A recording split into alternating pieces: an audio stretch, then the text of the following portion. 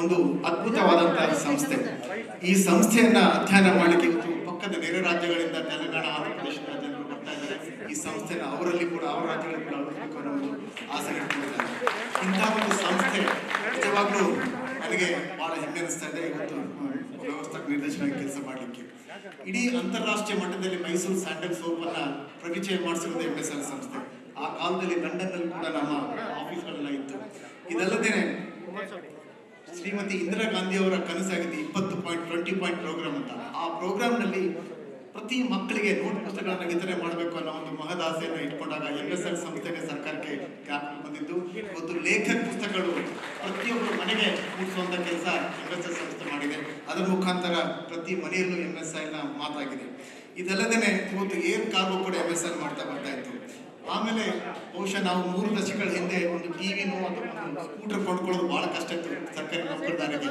ಇದನ್ನ ಮನಗಂಡು ಸರ್ಕಾರ ನಮಗೆ ಒಂದು ಜವಾಬ್ದಾರಿ ಕೊಡ್ತು. ಈ MSL ಸಂಸ್ಥೆ ಮುಖಾಂತರ ಈ ಆಸೆಗಳನ್ನ ಮತ್ತೆ ಈ ಒಂದು ಕನಸುಗಳನ್ನ ಮುಖ್ಯವಾಗಿ ಸರ್ಕಾರಿ ನೌಕರ ಕನಸುಗಳನ್ನ ಈಡೇರಿಸಲಿಕ್ಕೆ ಸಾಧ್ಯವ ಅಂತ ಅವಾಗ ಕೂಡ ಹೈಯರ್ ಪರ್ಚೇಸ್ ಅನ್ನೋ ಒಂದು ಸ್ಕೀಮ್ ಅನ್ನು ತಂದ್ಬಿಟ್ಟು ಪ್ರತಿಯೊಬ್ಬ ಸರ್ಕಾರಿ ನೌಕರಿಗೆ ತಮಗೆ ಒಂದು ಸ್ಕೂಟರು ಅಥವಾ ಒಂದು ಟಿವಿನೋ ತಗೊಳ್ಳುವಂತ ಒಂದು ವ್ಯವಸ್ಥೆನ MSL ಮುಖಾಂತರ ಮಾಡಿದೆ. ಇದಲ್ಲದೇನೆ ತಮಗೆಲ್ಲ ಗೊತ್ತಿರಬಹುದು, ಎಕ್ಸೈಸ್ ಮುಖಾಂತರ ಈ ಸೆಕೆಂಡ್ ಸೇಲ್ಸ್ ಅನ್ನೋದನ್ನ ನಮ್ಮ ವ್ಯಾಪಕವಾಗಿ ಈ ರಾಜ್ಯದಲ್ಲಿ ಇತ್ತು.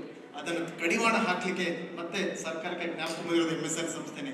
ಆವಾಗ MSL ಸಂಸ್ಥೆ ಸೋಲ್ ಡಿಸ್ಟ್ರಿಬ್ಯೂಟರ್ ಆಗಿ ಈ ಒಂದು ಸೆಕೆಂಡ್ಸ್ ಅನ್ನೋದನ್ನ ಸಂಪೂರ್ಣವಾಗಿ ನಮ್ಮ ರಾಜ್ಯದಲ್ಲಿ ನಿರ್ನಾಮ ಮಾಡಿತ್ತು. ಅಷ್ಟೇ ಅಲ್ಲ, ಸರ್ಕಾರಕ್ಕೆ ನಷ್ಟ ಆಗ್ತಕ್ಕಂಥ ಬೊಕ್ಕಸಕ್ಕೆ ನಷ್ಟ ಆಗ್ತಕ್ಕಂಥ ರೆವಿನ್ಯೂ ಕೂಡ ಸರಿಯಾದ ರೀತಿಯಲ್ಲಿ ಸರ್ಕಾರಕ್ಕೆ ಬರೋ ತರ ಮಾಡ್ತು. ಅದು ಎಷ್ಟು ಚೆನ್ನಾಗಿ ಕೆಲಸ ಮಾಡ್ತು MSL ಸಂಸ್ಥೆ ಅಂದ್ರೆ ಇವತ್ತು KSPCL ನನ್ನ ಸಂಸ್ಥೆಯನ್ನ ಉಂಟಾಕ್ತು MSL ಸಂಸ್ಥೆಯಿಂದ. ನಮ್ಮ ಸಂಸ್ಥೆ ಬಹುಶಃ ಏನು ಸರ್ಕಾರದ ಸಂಸ್ಥೆಗಳು ಉತ್ಪತ್ತಿಯನ್ನು ಮಾಡ್ತಕ್ಕಂಥ ಅವರಿಗೆ ಗ್ರಾಹಕರನ್ನು ಒದಗಿಸ್ತಕ್ಕಂಥ ಒಂದು ಮಾರುಕಟ್ಟೆಯನ್ನು ಒದಗಿಸ್ತಕ್ಕಂಥ ಒಂದು ಸಂಸ್ಥೆಯಾಗಿದೆ. ಮತ್ತು ಮಾರುಕಟ್ಟೆಗಳನ್ನು ಒದಗಿಸುವ ಜೊತೆಗೆ ಹೆಚ್ಚು ಹೆಚ್ಚು ಉದ್ಯೋಗವನ್ನು ಸೃಷ್ಟಿ ಮಾಡ್ತಕ್ಕಂಥ ಉದ್ಯೋಗವನ್ನು ಒದಗಿಸ್ತಕ್ಕಂಥ ಸಂಸ್ಥೆಯು ಇದಾಗಿದೆ ಅಂತ ಹೇಳಲು ಬಯಸ್ತೀನಿ. ಈ ಸಂಸ್ಥೆಯ ಚಿಟ್ ಫಂಡ್ ವ್ಯವಹಾರದಲ್ಲಿ ತೊಡಗಿದ ಸಾರ್ವಜನಿಕರಿಗೆ ಅಗತ್ಯವಿರುವ ನೋಟ್ಬುಕ್ ಮತ್ತು ಸ್ಟೇಷನರಿಗಳನ್ನು, ಸೋಲಾರ್ ವಾಟರ್ ಹೀಟರ್ಗಳನ್ನು, ಪಾನೀಯಗಳನ್ನು ಮಾರಾಟ ಮಾಡುವ ರಾಷ್ಟ್ರೀಯ ಮತ್ತು ಅಂತಾರಾಷ್ಟ್ರೀಯ ವ್ಯವಹಾರಗಳನ್ನು ಆಯೋಜಿಸುತ್ತಾರೆ. ಕಳೆದ 2 ವರ್ಷಗಳ ಹಿಂದೆ ನಮ್ಮ ಜನಪ್ರಿಯ ಮುಖ್ಯಮಂತ್ರಿಗಳಾದ ಸಿದ್ದರಾಮಯ್ಯನವರು ನನ್ನನ್ನು ಈ ಸಂಸ್ಥೆಗೆ ಅಧ್ಯಕ್ಷನಾಗಿ ನೇಮಕ ಮಾಡಿದ್ದಾರೆ. ಬಹುಶಃ ಸಿದ್ದರಾಮಯ್ಯನವರು ನನಗೆ 4 ಬಾರಿ ಶಾಸಕರಾಗಲು ಮತ್ತು ಎರಡು ಬಾರಿ ಇದುವರೆಗೂ ಸೇರಿ 3 ಬಾರಿ ನಿಗಮದ ಅಧ್ಯಕ್ಷರಾಗಿ 1 ಬಾರಿ ಸಚಿವರಾಗಿ ನನ್ನನ್ನು ಮಾಡಿ ನನ್ನನ್ನು ಈ ಮಟ್ಟಿಗೆ ಬೆಳೆಯ ಕಾರಣೀಭೂತರಾದಂಥ ಸಿದ್ದರಾಮಯ್ಯನವರಿಗೆ ನಾನು ಮೊದಲಿಗೆ ಧನ್ಯವಾದಗಳನ್ನು ಹೇಳಬಯಸ್ತೀನಿ. ಈ 2 ವರ್ಷಗಳ ಹಿಂದೆ ನಾನು ಸಾಕಷ್ಟು ಕೆಲಸನ ಬದಲಾವಣೆ ಅಭಿವೃದ್ಧಿಗಳನ್ನು ಈ MS ಸಂಸ್ಥೆಯಲ್ಲಿ ಮಾಡಲು ಶ್ರಮಿಸಿದ್ದೇನೆ. ಪ್ರಾಮಾಣಿಕವಾಗಿ ಈ ಸಂಸ್ಥೆಗೆ ನಾನು ದುಡಿಯುತ್ತಾ ಬಂದಿದ್ದೇನೆ. ನಾನು MSIನ ಅಧ್ಯಕ್ಷನಾಗುವ ಪೂರ್ವದಲ್ಲಿ ಅಂದರೆ 2022 ಸಾಲಿನಲ್ಲಿ MSIನ ವಾರ್ಷಿಕ ವಹಿವಾಟು ಸುಮಾರು 3,179.28 ಕೋಟಿ ಇತ್ತು. ಲಾಭ ಆಗ 80.26 ಕೋಟಿ ಮಾತ್ರ ಇತ್ತು. ತದನಂತರ ನನ್ನ ಅವಧಿಯಲ್ಲಿ 2023-24ನೇ ಸಾಲಿನಲ್ಲಿ ವಾರ್ಷಿಕ ವಹಿವಾಟು 3,769.35 ಕೋಟಿ ಆಗಿರುತ್ತದೆ. ಲಾಭ 144.98 ಕೋಟಿ ಆಗಿರುತ್ತದೆ. ಅದೇ ರೀತಿಯಾಗಿ 2024-25 ಸಾಲಿನಲ್ಲಿ ವಾರ್ಷಿಕ ವಹಿವಾಟು 3,882.37 ಕೋಟಿ ಆಗಿರುತ್ತದೆ. ಲಾಭಾಂಶ 122.16 ಕೋಟಿ ಆಗಿರುತ್ತದೆ.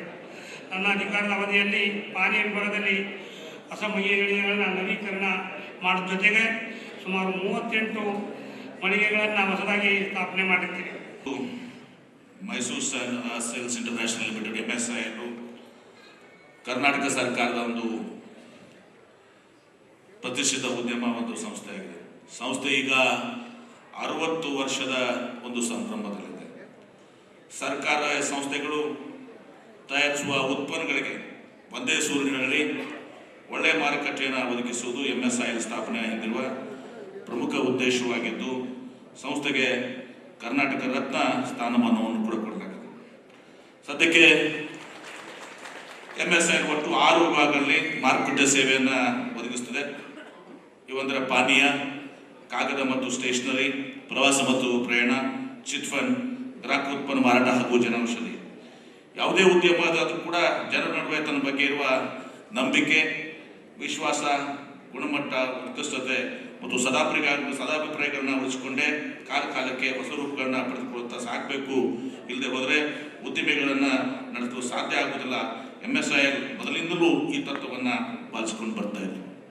ಕಳೆದ 2 ವರ್ಷಗಳಿಂದ ಸಂಸ್ಥೆಗೆ ಹೊಸ ರೂಪವನ್ನು ನೀಡಲು ಮದ್ಯ ಮಾರಾಟ ಮಳಿಗೆಗಳನ್ನ ಮೊದಲು ಒಂದು ಸಾಧಾರಣವಾದಂಥ ಒಂದು ಮದ್ಯದ ಅಂಗಡಿ ಇತ್ತು. ಅದನ್ನು ನಾವು ಈಗೇನು ಆಧುನಿಕ ಮದ್ಯದ ಅಂಗಡಿಗಳನ್ನ ನೋಡ್ತೀವಿ.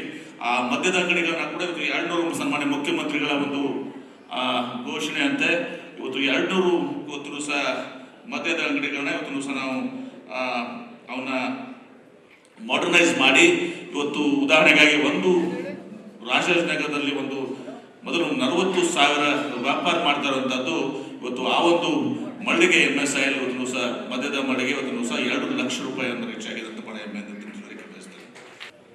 MSIL ವತಿಯಿಂದ ಹೊಸ ಸಾಫ್ಟ್ವೇರ್ ಮತ್ತು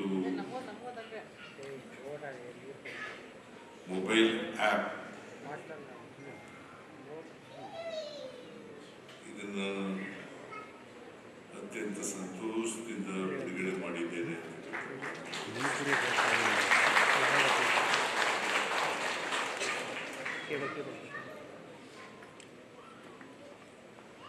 MSIL ಒಂದು ಸರ್ಕಾರಿ ಸಂಸ್ಥೆ.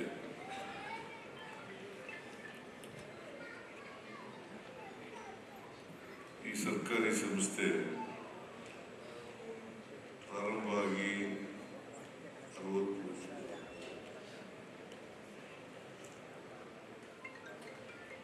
1966ರಲ್ಲಿ ಪ್ರಾರಂಭ ಆದದ್ದು. ಪ್ರಾರಂಭ ಆದ್ಮೇಲೆ ಈ ಸಂಸ್ಥೆ ಜನರ ವಿಶ್ವಾಸವನ್ನ, ಪ್ರೀತಿಯನ್ನ, ನಂಬಿಕೆಯನ್ನ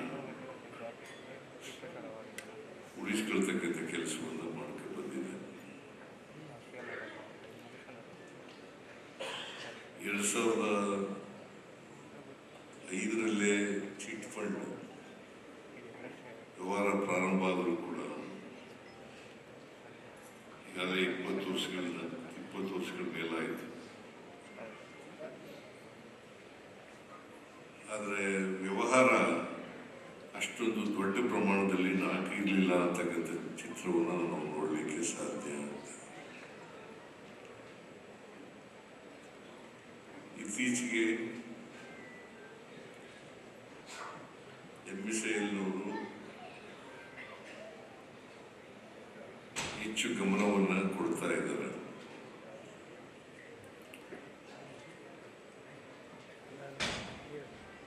ಸರ್ಕಾರದಲ್ಲಿ ಈಗ ಅನೇಕ ಗ್ಯಾರಂಟಿ ಯೋಜನೆಗಳು ನಡೀತಾ ಇದ್ದಾವೆ. ಶಕ್ತಿ ಯೋಜನೆ, ಗೃಹಲಕ್ಷ್ಮಿ ಯೋಜನೆ, ಗೃಹ ಜ್ಯೋತಿ ಯೋಜನೆ, ಅನ್ನಭಾಗ್ಯ ಹಾಗೂ ಯುವ ನಿಧಿ ಕಾರ್ಯಕ್ರಮ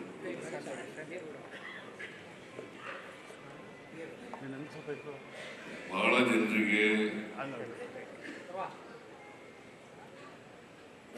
ಉಳಿತಾಯ ಮಾಡ್ತಕ್ಕಂಥದ್ದು ಅತ್ಯಂತ ಅವಶ್ಯ. ಉಳಿತಾಯ ಮಾಡಲಿಕ್ಕೆ